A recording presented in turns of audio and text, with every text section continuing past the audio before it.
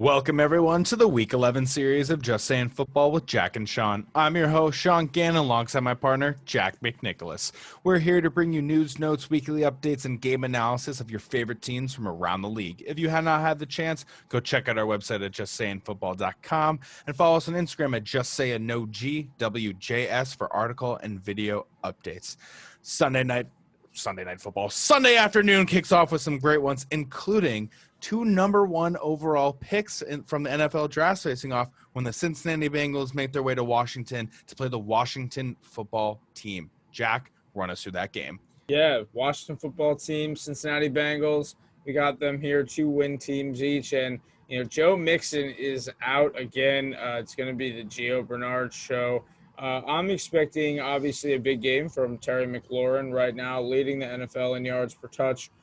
But I think it's going to be a great battle we're going to see between Tyler Boyd and him. Right now, they are looking pretty similar in terms of catches and touchdowns right now. Tyler Boyd, 60 catches, 625 on the year in yards, 3 touchdowns. Terry has 57, 787 yards, and 3 touchdowns. These guys are really just getting it done through the air.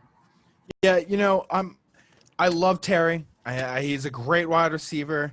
I'm just worried about the quarterback situation they have going on in Washington. I love Alex Smith. I love the story. I'm grateful and happy that he is back after a huge ankle injury that he had. Yeah.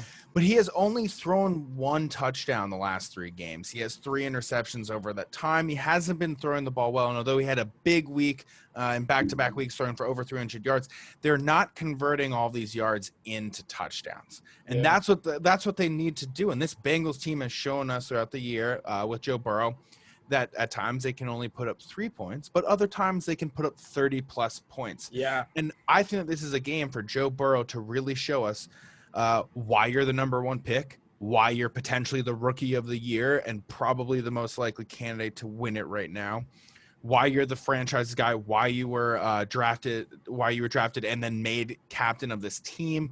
Get this 3rd win, bring your team to 3-6-1. You don't want to fall into a 2-7-1 hole if you're the Bengals. The main reason why is because this is a very beatable Washington team. There is no excuse, in my opinion, for this Bengals team to go out there and get a win. I absolutely believe that they will get a win between Tyler Boyd, T. Higgins, Gio Bernard, and Joe Burrow. This team should be able to work the Washington football team the way that the Lions did last week, and hopefully, unlike the Lions, they don't give up a big lead to them where they're coming back down and need to win a game-winning field goal.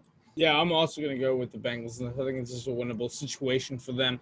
Joe Burrow is going to get pressured by this Washington team, who actually is great in the run, but they are first in defense in total yards passing-wise. So it is going to be a tough day for him. I am going to hope that he starts targeting A.J. Green a little bit more. We haven't really seen much of him. But T. Higgins had a great game last week. The last 2 weeks he was targeted both games. He was targeted 9 times. I'm looking for a big game out of him. I just want to see a lot of improvement from this Bengals team. I think they're going to go get that win. And, in our next game here, we got the NFC South battle. Falcons 3-6 going to the Saints right in the Metrodome down there, 7-2. Drew Brees out this week. A couple of broken ribs, punctured lung. Taysom Hill's getting the start this week, Sean. How are we feeling about this offense? Is it going to look different? Okay, there are 3 things I think about this move. The first is I could easily see this offense becoming the Baltimore Ravens of last year or the New England Patriots of this year, i.e. a lot of quarterback designed runs, a lot of quarterback draws, a lot of read option plays.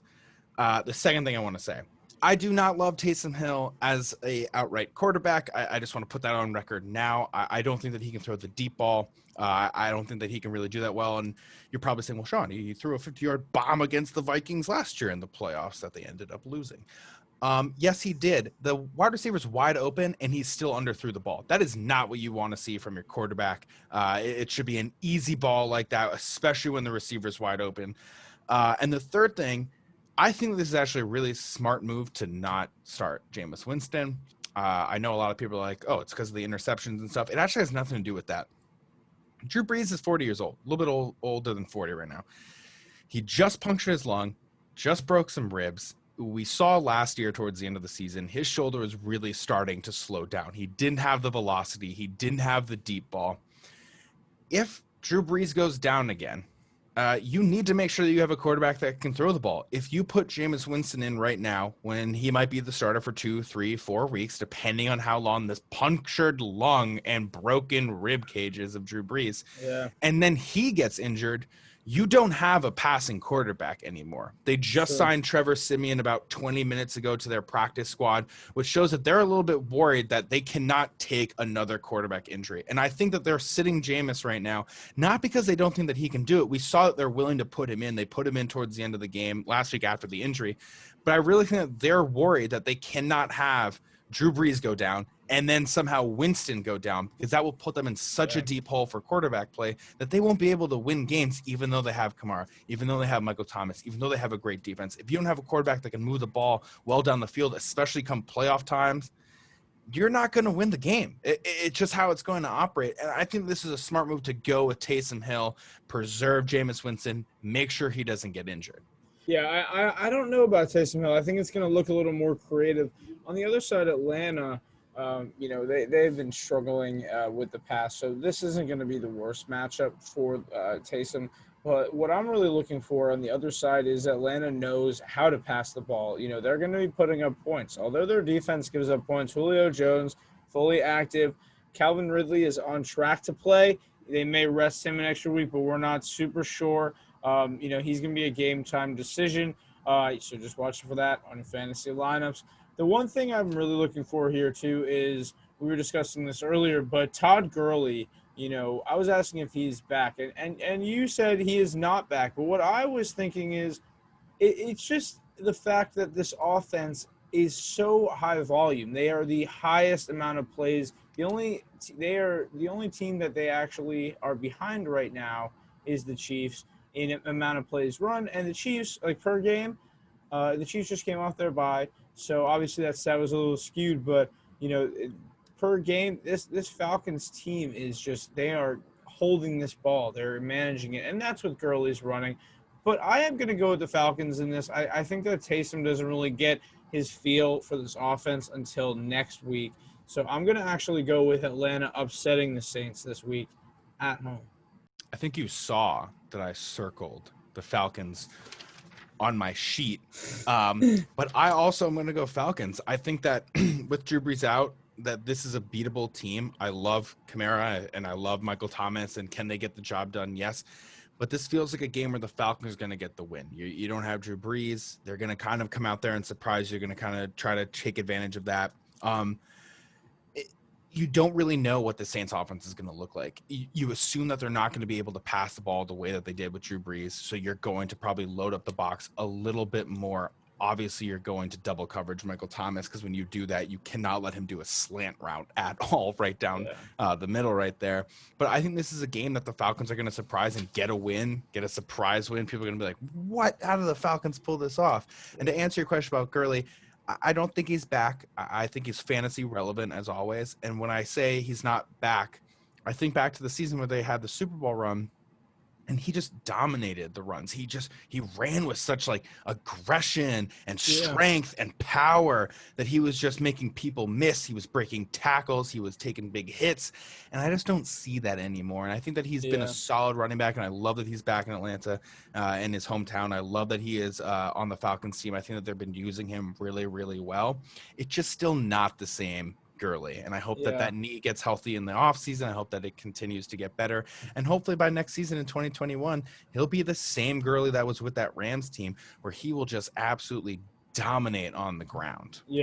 But I'm gonna have to go with the Falcons. This could be a trap game here, if we're both agreeing on it. It has to happen, obviously. It has to. We said it. It's trap official. game though for this weekend is Jacksonville at home, hosting the 9-0 Steelers. And last week, Big Ben, 4 touchdowns after not practicing. He went to his coach and he said, maybe we don't have maybe I don't have to practice this week again too, just because he was on the COVID list last week and he came back and absolutely dominated. But Jacksonville, we were giving them some disrespect last week, and I have to apologize to them because they actually came out and played well against the Packers.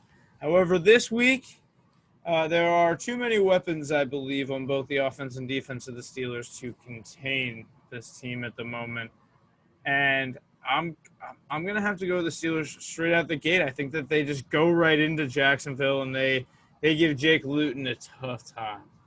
Yeah, I feel bad. I'm gonna have to give the Jaguars disrespect again, but I love that. three players on the Steelers have over 5 sacks. That would be T.J. Watt, Bud Dupree, and Stephen Tuitt. The three wide receivers for the Steelers. Juju has 54 receptions, 516 yards, 5 touchdowns. Johnson has 37 receptions, 426 yards, 4 touchdowns. And the rookie Chase Claypool has 35 for 507. All three of these guys basically around 500 with the exception of Johnson. He missed a handful of games. Ben Roethlisberger is just giving the ball to everyone and anyone. The thing that I want to see the most, and it's weird to say this, that it's been hindering them the most. It's James Conner. And when I say hindering, not that he's affecting the team in a negative way, really, but that run game just hasn't been as dominant as we've seen at times under James Conner. Yeah. So I expect a big bounce back game from him this week. He's absolutely an easy running back one. Last week we saw that he did 13 attempts for 36 yards. Not what you wanted to see. I was hyping him up last week, and I'm gonna hype him up again. And I think, believe it or not, that James Conner is gonna be the one that gets the most touchdowns. I think he's gonna have 2, and I think the rest and is over 100. I'm gonna say 2 touchdowns. I feel like the passing attack of this offense and the possibility of a jet sweep to Chase Claypool are going to kind of hinder that. So what I'll say is 2 touchdowns, 20 carries. I'm going to put him at 87 yards. I feel like that's going to be the game line that he has against a very weak Jaguars defense. And on the flip, I want to give some credit to the Jaguars. I expect James Robinson to continue being a solid running back on the field. And I think that DJ Chark is startable always in fantasy, just because we've seen and saw last week that Lutton can throw the deep ball, which could be helpful for DJ Chark. Lutton is definitely looking for Chark on the deep ball. He didn't get the opportunity last week, but we did see it 2 weeks ago. But they're running that play. They're looking for Chark deep. Definitely a huge flex play this week. The next game we have here, Texans 2-7, going up against the New England Patriots. And honestly, I can't tell which team I want to root for in this game right now. I want to root for the Texans at home. I believe that they'll win this game, just to be transparent about that. I think New England is very vulnerable with the deep ball. We saw that with the Jets and Joe Flacco, making him look like that $120 million quarterback. But no, I think, it's going to be a really, really tough one. The Patriots have everybody, out. And I just don't see a huge bright spot except for Will Fuller, Brandon Cooks. They can take a huge advantage this week. Yeah, this is definitely one of the more unusual games. It feels like a game that the Texans can win, but then at the same time, the Patriots have Bill Belichick, who at any moment can dial up the right scheme and just completely screw over the game plan that you've implemented throughout the week at practice. It's definitely an awkward one. One person I want to highlight is Jacoby Myers, who's been having a great season. 12 catches, 169 yards. We all saw him throw a touchdown last week to Rex Burkhead. And the problem with the Patriots is they just came off a huge win against the Ravens, and it feels like they now kind of have this momentum going. And I'm going to stick with the Patriots in this one. I think that the Texans are very, very beatable. I think that between the running ability that the Patriots have shown us with Cam Newton, Rex Burkhead, Damian Harris, and Jacoby Myers being able to find ways to get open, and a pretty weak defense of the Texans, that they'll be able to exploit them. I feel like this could be a semi-high scoring game, like a surprise high scoring game, because the defenses are so mad. I think that Watson can move the ball really well. Made an amazing pass last week out of the sack against the Browns that Randall Cobb came away with out of nowhere. And you're like, how did he make this pass? Yeah, I know. And that's what Watson brings. Yeah, he's just a magician, and at any moment can just kind of make a little bit of magic happen. And that could be the Brandon Cook 70-yard touchdown out of nowhere that occurs because of the speed that he has. So I think this could be a surprise high-scoring game. So who are you going with here? The Oh, Pats? Patriots. I feel like they're just the scheme will be better. Yeah, I mean, like I said, I want to be transparent. I think that Deshaun Watson can win this game. I think that, even though the guy is, he has Romeo Crennel, good, who is a great coach. He just had a coaching change midseason, and it's tough when you lose a guy like DeAndre Hopkins. It's tough, but fantasy wise in this one, it's going to be interesting. Jacoby Myers looking for his first receiving touchdown of the year. David Johnson on IR for the Texans. Duke Johnson got 100% of the running back snaps last week, but I still don't trust him. But there is going to be, that big playability from Fuller and Cooks. I am very much looking forward to. The thing that worries me about this game is that the Texans have the 36th ranked run defense. They've allowed 167 yards on average a game. And what we've seen from this Patriots offense is between Damon Harris, Rex Burkhead, and Cam Newton, they will just run And the Damon, ball consistently if they have the ability to do so, which this defense looks like one of the teams that will let them do that. Yeah, I mean, and you just brought him up right there, Damian Harris. If you were lucky enough to get Damian Harris on your waiver wire, I would start him this week. I think that this is an absolutely great scoring opportunity. They are only running the ball into the end zone, and he's getting the bulk of the carries. He is must start like flex option in my opinion. One game coming up here, the Browns 6-3 at home. It feels fake that they're 6-3. But what doesn't feel fake is that the Eagles are 3-5-1. That actually seems pretty normal. It's high losing record, but still scared of them going into a weird playoff race. They're always a team that can I feel like surprise out of nowhere. I haven't loved this Browns team. It's been weird. Baker hasn't thrown a TD since week 7. He just is not being able to get the job done in terms of finding the end zone. The thing they have going for them the most, they got Nick Chubb back, which immediately makes his offense more effective. And you're kind of hoping something similar that happened with Kirk Cousins and Dalvin Cook when they were able to get that run game really going. Now that Nick Chubb is back, you're hoping that Baker Mayfield will be able to just have a clean game when they're in the red zone. Just find the open tight end, find the open wide receiver, get the touchdown in there, start getting points on the board. But we saw that last week. They could not move the ball against Texans. They really struggled until the end of the game there. Weather. I'm going to go with the Eagles on this one as a surprise win. I also think that Myles Garrett just got put on the COVID list. We wish him the best in a speedy recovery. But we don't get to do our Myles Garrett sack prediction of the week. I know, and it would have been nice against Fletcher Cox. Absolutely. So Cox is going to win that one for sure. But I just don't see how this Browns defense with no Myles Garrett, who's such a pivotal player, getting after the quarterback, stopping the run. I don't see how this defense is going to be able to get a lot of the stops that have been slowing down the Eagles. Yeah. It's a tough one. I mean, Philly, on the other hand, you mentioned the run game. Nick Chubb back. We saw him last week. Looks fine. Looks great. He was even a little very sportsmanlike at the end of the game, stopping at the one. They should have won just taken the knee though. Didn't need to go out of bounds. If you'd taken the knee, the clock would have kept going. Yeah, of course. But him and Kareem Hunt are an absolute 1-2 punch. I don't know if there's another 1-2 punch in the league right now that's healthy, that's on the field at the same time. Going in, and they are finally back. I see a lot of scoring in this game. I don't know, but the one thing about this run game I like, Philly is only allowing 3.4 yards per carry, which is second, tied with the Rams. And Pittsburgh, undefeated, best defense in the league. They're only allowing 4 a game, so they're not really. They're actually doing pretty well here. They're keeping a pretty strong hold on the run, and I think that the Browns are going to win this game because of Nick Chubb, but they got to get it done through the air, this Browns team, if they're going to get it done. This defense is not going to hold up. Carson Wentz is turning the ball over, but he is finishing drives. This team, the Browns offense is weird to me. Four games with 10 points or less, 5 games with 32 or more. Yeah. What is this? What are you doing?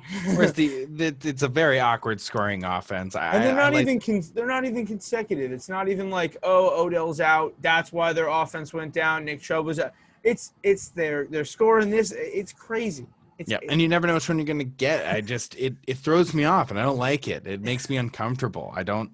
I don't like it. There's Be nothing consistent. worse. Be There's nothing consistent. worse than when you're doing fantasy analyst stuff and you're like, oh, um, this team can either have 60 plays or they can run 30 plays on the whole game and never get a first down.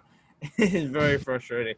The next game here we got a couple of running backs on the injured list is what we got, Chauncey. Tell us about it. Yeah, DeAndre Swift in the concussion protocol, CMC with the injured shoulder. The Swift one hurts me. I am a Swift owner in my dynasty league, and that hurt me. It hurt me to see, especially against such a juicy matchup in the Carolina Especially on Panthers. a Thursday afternoon. I know, it was a struggle. For those of you who don't know, I had Kenyon Drake, and I was debating flexing Kenyon Drake or Mike Evans because I like the Monday Night Football. Not that it's against the Rams. I just like having a guy to stash for the Monday Night Football. Then all of a sudden, of course, Swift yesterday, we find out it's in the concussion protocol. Yeah. And I'm like, crap. Well, I got to at least move Swift to my flex. And then we find out today he's out. It's killing me. I'm in a must-win week right now. But that hurts. So I'm expecting AP to actually get the bulk of the carries. Kerryon Johnson has not seen a lot of work this season. At least AP has seen a handful. And as a Vikings fan, always hyped to see AP still getting carries now and then. The Panthers on the other side, we talked about CMC, but they have an even worse injury, and that's Teddy Bridgewater. Looks like he's not going to be playing. Looks like the starter for this week is XFL superstar PJ Walker. Yeah. XFL. My main question for you is Robbie Anderson and DJ Moore, are they going to be able to overcome not having Teddy Bridgewater to be able to put up points against a Lions defense? It's looking like DJ Moore may have Desmond Trufant, who's been giving up a lot of yards and a lot of touchdowns. Yeah. It's kind of a favorable matchup. Can they overcome the quarterback issue to allow PJ Walker to find them and to get the deep ball going, to get these slants routes going, to get these out routes going? Absolutely. I think DJ Moore is every week he's a threat, especially against somebody like you're mentioning, Trufant, who this year is giving up big plays. DJ Moore is going to be a big red zone threat, which will make things a lot easier for PJ Walker coming into the offense for his first start. We've been talking about Robbie Anderson a lot. You mentioned him asking about him here, and I hope that he is able to get over this no touchdown, no big play drought he's in at the moment. I think against the Detroit Lions, he has a favorable matchup, and Carolina's sitting at 3-7. If they want to stay competitive at all, they're gonna have to win this game. And Detroit feels the same way. But they, on the other hand, they have a big injury too. Kenny G still not in. Amendola out. It's going to be Marvin Hall, Marvin Jones. It's going to be Hawkins. We're going to have to see Matthew Stafford, who's questionable right now. If he plays, just air the ball out. And he's not going to have his guy. I'm going to go with the Lions on this one. I just think that with the way that the Lions have been able to rally in some games this year, I feel like they're going to be my pick this week. No, I wish I could defer from you, but I'm not. The Panthers have just struggled on the run defensive side. Yeah. They gave up a massive 98-yard touchdown to Ronald Jones last week. That's not what you want to see, especially when you have him on the 2-yard line like that. Yeah. With the injury to Teddy Bridgewater, while PJ Walker is a solid quarterback and he's very athletic, I think it's going to be hard midway through the season, a little bit past this midway point now, to just implement a new quarterback like that and try to find a way to win. I also think like Matt Stafford may have the thumb injury, but he literally played with a broken back a couple of years ago. Yeah, he'll be good. He's a warrior. Yeah, nothing is going to stop him from playing this. And I think that because this run defense is so weak, you can safely give Adrian Peterson 20, 25, maybe even 30 carries and just have him continue to attack and just wear and tear them. And then just allow Matthew Stafford to give a little over-the-top pass to Marvin Jones. I think that the Lions are going to be able to get it done, even though they are going to be missing Kenny G, having a banged up Matthew Stafford. I think that they're going to be able to have enough and get to 5-5 this week. I like that.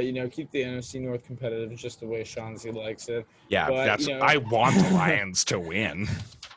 And here we are. Sean mentioned that AP has the potential to get 30 carries. And if there are two teams in the league that are going to carry the ball 30 times, it is our last matchup here of the early window. It is the Tennessee Titans 6-3, Baltimore Ravens 6-3, and Shanzi, the Titans cannot catch a break. They have had to play the Colts, the Steelers, the Bears, and now the Ravens. But the Ravens are missing a couple of guys this week on defense that bode well for the Titans. Yeah, when the Ravens this offseason signed Calais Campbell, you and I were talking about it, and we said they're doing this because they got absolutely destroyed by Derrick Henry with 30 carries, 195 yards, and then he literally flipped Earl Thomas to become the lead blocker for him. They got just brutalized at home in the playoffs. We saw what that was like, so they went out and they got Calais Campbell, one of the best defensive ends in the business, most likely a Hall of Famer, I personally think.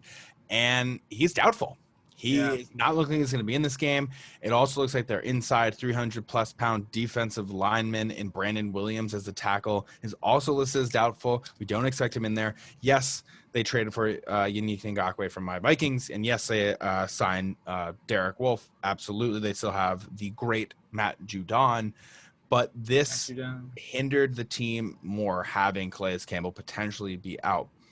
It's going to be reliant on this run defense for them to slow the Tennessee Titans run offense. It has to happen. If the running game is there for the Titans, the passing game is going to find a way to be there as well. Yeah, I love this. This is going to be a huge rematch, as you mentioned, at the divisional playoff last year. And both teams 6-3 coming off losses.